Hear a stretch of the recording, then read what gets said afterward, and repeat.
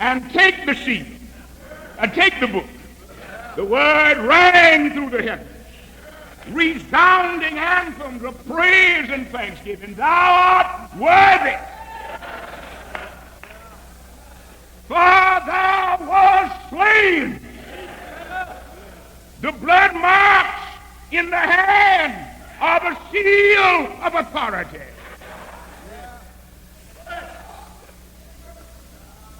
Now you may tickle people's fancy, but you will never preach to their hearts until at some place some solemn appointment has fallen upon your own life, and you have wept bitter tears and gone to your own Gethsemane and climbed your own Calvary.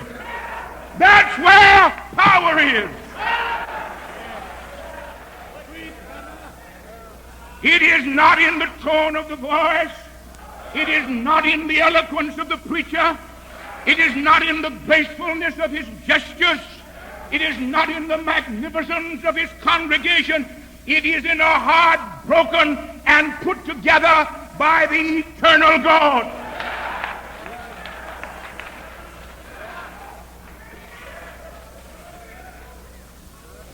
God has overthrown me and has trapped me in his net. The window narrows. He hath fenced up my way that I cannot pass, and he hath set darkness in my paths. God, he hath stripped me of my glory. God, taken the crown from off my head. God, he hath destroyed me on every side. God, and my hope hath he removed like a tree. God, he hath kindled his wrath against me. God, and he counted me unto him as one of his enemies. His troops come together and raise up their way against me and encamp round about my tabernacle. He hath put my brethren far from me, and mine acquaintances are estranged from me. My kinsfolk have failed, and my familiar friends have forgotten me. They that dwell in my house count me for a stranger.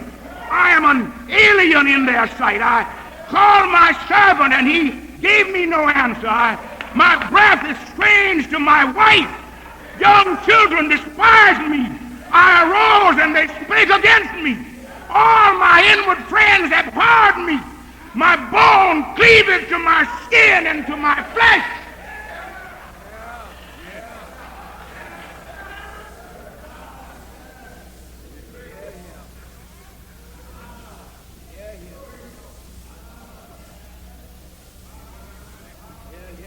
How will he answer?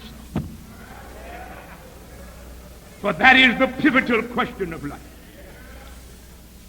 Thomas Hardy, some men cry out against God when calamity falls heavily upon them. Thomas Hardy spoke of that dumb, dark thing that turns the handle of this idol show. Speaking of God, how will this man answer? How do you answer when the tide goes against you? When it seems like you have no hiding place and your head is defenseless underneath the unfriendly elements, how do you answer? In the deep, dark places of the soul, where the sides of the valley rise steep around you, and there is no sunlight on your pathway, how do you answer? When it seems as if life is at ebb tide, and all that you once counted dear is against you, how do you answer?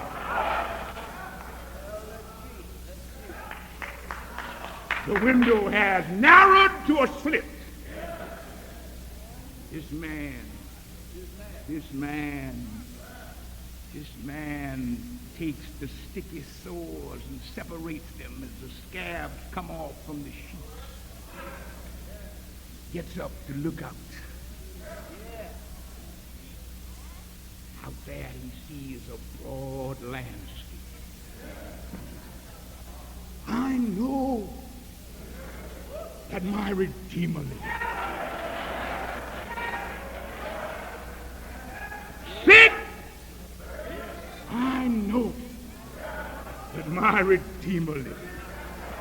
Forsaken, I know that my Redeemer lives. Accused by false friends, I know that my Redeemer liveth. Alone, terrified, the night so dark around me, I know that my Redeemer liveth. He is saying that there is a God somewhere. When we look out upon our nation, having avoided the confrontations of God so often in its history, and now moving, however sadly, toward some unknown valley, there is a God somewhere.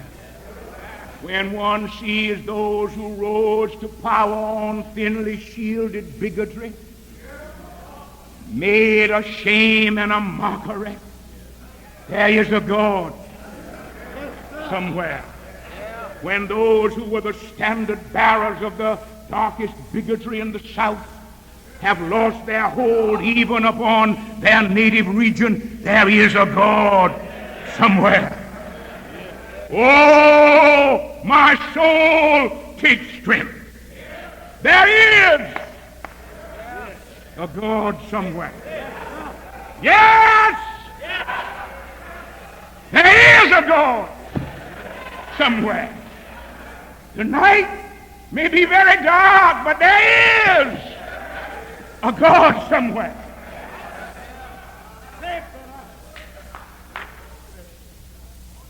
And then he goes on to say, and I bid you good evening with this, he goes on to say, and he gives that dread foreshadowing which belongs to all dread faith. The best is yet to be. You see, secular societies, young people, place their golden age in the past.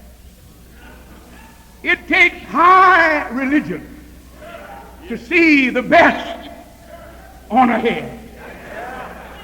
That's the great eschatological hope of the Christian life. And whom I shall see for myself. If I read the theme of the biblical revelation aright, it runs all through that great shall and will of God. That mystic and cryptic word there in one of the farewells in Genesis, and the scepter shall not depart from Judah, nor a lawgiver from between his feet, until Shiloh come, and unto him shall the gathering of the people be. The lion and the lamb shall lie down together. They shall not take nor kill in all my holy hill. Every valley shall be exalted. Every mountain shall be brought low. The crooked way shall be made straight. The crooked way, the rough places shall be made plain. The glory of the Lord shall be revealed, and all flesh shall see it together. They that wait upon the Lord shall renew their strength. They shall mount up with wings as eagles. They shall run and not be weary. They shall walk.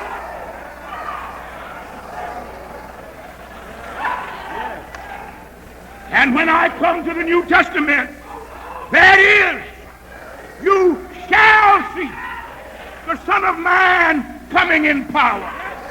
And as the revelation closes, and there shall be no more curse, and they shall see his face, and his name shall be in their forehead, and they shall worship him, and they shall reign forever and ever.